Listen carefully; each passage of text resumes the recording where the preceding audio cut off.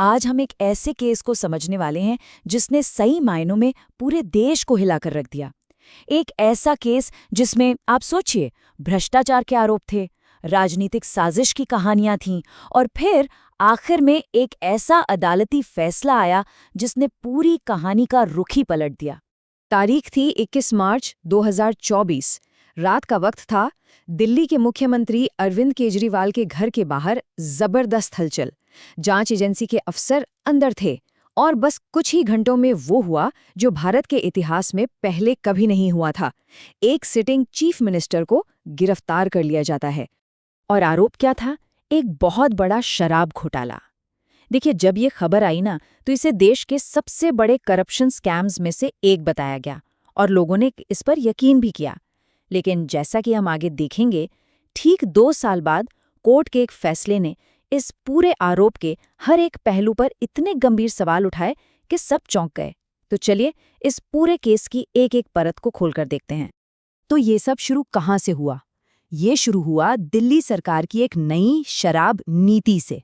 और आयरनी देखिए, इस पॉलिसी को लाने का मकसद था सिस्टम में पारदर्शिता लाना और सरकार का रेवेन्यू बढ़ाना। तो फिर गड़बड़ कहाँ हुई? देखिए, फर्क सीधा सा था। पुरानी पॉलिसी में ज्यादातर दुकानें सरकार खुद चलाती थी। अब नई पॉलिसी में क्या हुआ? शराब की बिक्री को पूरी तरह से प्राइवेट कर दिया गया। प्राइवेट कंपनीज को लाइसेंस दिए गए। और इसके पीछे का लक्ष्य क्या था? करप्शन खत्म करना, शराब माफिया को कंट्रोल करना और हाँ, सरकार की कमाई बढ़ाना। और सबसे मजेदार बात तो सुनिए, जिस पॉलिसी को स्कैम कहा जा रहा था, उसने असल में सरकार के लिए उम्मीद से कहीं ज्यादा पैसा कमाया। रेवेन्यू टारगेट से पूरे 27% ज्यादा। आप सोचिए, ये शायद देश के इतिहास का पहला ऐसा कथित घोटाला था जहां सरकारी खजाना खाली होने के बजाय और भर गया। लेकिन इसके बावजूद सीबीआई यानी सेंट्रल ब्यूरो ऑफ इन्वेस्टिगेशन ने एक बहुत सीरियस केस फाइल किया। उनका आरोप क्या था? कि ये पूरी पॉलिसी एक सोची समझी साजिश थी जिसे कुछ चुनिंदा प्राइवेट कंपनियों को फायदा पहुंचाने के लिए बनाया गया था। सीबीआई ने दावा किया कि होलसेलर्स का प्रॉफिट मार्जिन जानबूझकर 5% से बढ़ाकर 12% कर दिया गया। क्यों? ताकि जो एक्स्ट्रा 7% है उससे रिश्वत ली जा सके। उन्होंने कहा कि इस पूरी गड़बड़ी से सरकारी खजाने को पूरे 580 करोड़ का सीधा सीधा नुकसान हुआ। और इस पूरी साजिश के मास्टरमाइंड उस वक्त के डिप्टी सीएम मनीष सिसोदिया थे। लेकिन कहानी का एक और पहलू भी है। अगर हम इस जांच के शुरू होने से ठीक पहले के पॉलिटिकल माहौल पर नजर डालें, तो एक बिल्कुल अलग ही तस्वीर सामने आती है। चलिए उस टाइमलाइन पर चलते हैं और देखते हैं कि ये सारे डॉट्स कैसे कनेक्ट होते हैं। देखिए, फरवरी 2020 आम आदमी पार्टी दिल्ली में जबरदस्त बहुमत से जीतती है। फिर मार्च 2022 वो पंजाब में भी एक ऐतिहासिक जीत हासिल करते हैं। और फिर अप्रैल 2022 में वो एक बड़ा ऐलान करते हैं, गुजरात में चुनाव लड़ने का, जो कि बीजेपी का गढ़ माना जाता है। और इसके ठीक बाद क्या होता है? मई में उनके गुजरात इंचार्ज सत्येंद्र जैन की गिरफ्तारी और जुलाई में इसी शराब नीति की सीबीआई जांच शुरू हो जाती है। अब जो हमारे सोर्स हैं, उनका मानना है कि ये सिर्फ एक इत्तेफाक नहीं था। अब इस पूरी स्ट्रैटेजी का कह सकते हैं ब्रह्मास्त्र था पीएमएलए कानून, prevention of money laundering act. ये एक बहुत ही सख्त कानून है। असल में तो इसे टेरर फंडिंग और ड्रग्स के पैसे को रोकने के लिए बनाया गया था। और इसकी सबसे खतरनाक बात क्या है? इसमें जो सबूत का बोझ है वो उल्टा होता है। यानी बाकी केसों में प्रोसिक्यूशन को आपको गुनहगार साबित करना होता है, यहाँ आपको खुद को बेगुनाह साबित करना पड़ता है। और इसके बिना जमानत मिलना ऑलमोस्ट नामुमकिन है। और जो स्ट्रैटेजी अपनाई गई वो बिल्कुल साफ थी। स्टेप 1, सीबीआई किसी नेता को करप्शन के केस में गिरफ्तार करती। स्टेप 2, जैसे ही उस नेता को उस केस में जमानत मिलने वाली होती, उससे ठीक पहले ईडी यानी इन्फोर्समेंट डायरेक्टरेट उसी व्यक्ति को पीएमएलए केस में गिरफ्तार कर लेती। नतीजा, वो व्यक्ति जेल में ही रहता। तो महीनों बल्कि सालों तक ये गिरफ्तारियों का सिलसिला चलता रहा। मीडिया में खूब चर्चा हुई, मीडिया ट्रायल हुआ, लेकिन फिर ये केस पहुंचा अदालत में। और वहां जाकर प्रोसिक्यूशन की पूरी कहानी ताश के पत्तों की तरह बिखरने लगी। देखिए, प्रोसिक्यूशन का सबसे बड़ा दावा क्या था? कि स्कैम का पैसा हवाला के जरिए दिल्ली से गोवा भेजा गया। क्यों? ताकि गोवा के चुनावों में खर्च किया जा सके। तो सवाल उठता है कि इस करोड़ों के मनी ट्रेल को साबित करने के लिए उनके पास सबूत क्या था? और ये सुनकर शायद आप भी चौंक जाएंगे। करोड़ों रुपए के लेन देन का सबसे बड़ा सबूत था कागज के कुछ ढीले ढाले पन्ने जिन पर पेंसिल से कुछ लिखा हुआ था। जी हाँ, पेंसिल से।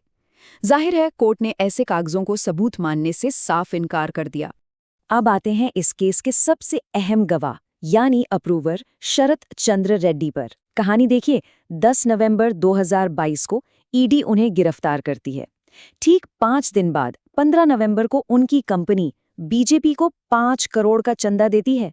फिर कुछ महीने बाद अप्रैल 2023 में वो सरकारी गवाह बन जाते हैं और उसके बाद जुलाई 2023 में उनकी तरफ से 25 करोड़ का एक और चंदा दिया जाता है। जैसा कि सोर्स बताते हैं, ये क्रोनोलॉजी अपने आप में पूरी कहानी कह देती है। और आखिर में कोर्ट ने अपने फैसले में जो कहा वो प्रोसिक्यूशन के लिए शायद सबसे बड़ा झटका था। मैं आपको कोर्ट के शब्द बताती हूँ। कोर्ट ने कहा, एक्साइज पॉलिसी का जो केस सीबीआई ने पेश करने की कोशिश की वो अदालती जांच में पूरी तरह टिकने में नाकाम रहा है और पूरे का पूरा केस बेबुनियाद साबित हो चुका है। और सिर्फ इतना ही नहीं, कोर्ट ने ये भी पाया कि सीबीआई ने जानबूझकर आरोपियों के पक्ष वाले सबूतों को 14,000 से ज्यादा ईमेल्स के ढेर में कहीं छिपा दिया। कोर्ट ने ये भी सवाल उठाया कि भाई अगर पॉलिसी एक साजिश थी तो सिर्फ डिप्टी सीएम पर ही आरोप क्यों, जबकि फाइनल अप्रूवल तो एलजी ने दिया था। आखिर में कोर्ट ने इस पूरी जांच को एक पहले से तय की गई कहानी और एक कोरियोग्राफ्ड एक्सरसाइज तक कह दिया। तो इस 2 साल लंबे चले केस का नतीजा क्या निकला, इसका असर क्या हुआ और ये अपने पीछे क्या बड़े सवाल छोड़ गया? देखिए, कोर्ट का फाइनल फैसला आता उससे पहले ही पॉलिटिकल डैमेज हो चुका था। सुप्रीम कोर्ट ने उनकी जिम्मेदारियों पर कुछ पाबंदियां लगाईं, जिसके बाद अरविंद केजरीवाल को सितंबर 2024 में इस्तीफा देना पड़ा। और फिर फरवरी 2025 के चुनावों में पूरे 27 साल बाद बीजेपी दिल्ली में सरकार बनाने में कामयाब रही। लेकिन यहाँ एक और बात देखने वाली है। इतना सब कुछ होने के बावजूद, मतलब सालों की नेगेटिव मीडिया कवरेज, पूरी टॉप लीडरशिप जेल में, इसके बाद भी बीजेपी और एएपी के वोट शेयर में सिर्फ और सिर्फ 2% का फर्क था। सोर्स इसे आम आदमी पार्टी के लिए किसी चमत्कार से कम नहीं मानते। तो फिर इससे सबसे बड़ा टेकअवे क्या है? सोर्स का तर्क ये है कि ये केस एक तरह का टेम्पलेट, एक फॉर्मूला बन गया है। फॉर्मूला क्या है? पहले एजेंसियों का इस्तेमाल करो, फिर एक मीडिया ट्रायल चलाओ और न्याय की प्रक्रिया को इतना लंबा खींच दो कि जब तक फैसला आए तब तक आपका पॉलिटिकल मकसद पूरा हो चुका हो। और ये सब हमें एक आखिरी और सबसे बड़े सवाल पर लाकर छोड़ देता है कि जब पूरी की पूरी कानूनी प्रक्रिया एक पहले से तय कहानी को साबित करने के लिए इस्तेमाल की जाती है, तो इसकी असली कीमत कौन चुकाता है? क्या सिर्फ वो लोग जिन पर आरोप लगे थे, या वो वोटर जिसका भरोसा टूटता है, या फिर हमारा पूरा का पूरा न्याय और लोकतंत्र का सिस्टम? ये सोचने वाली बात है।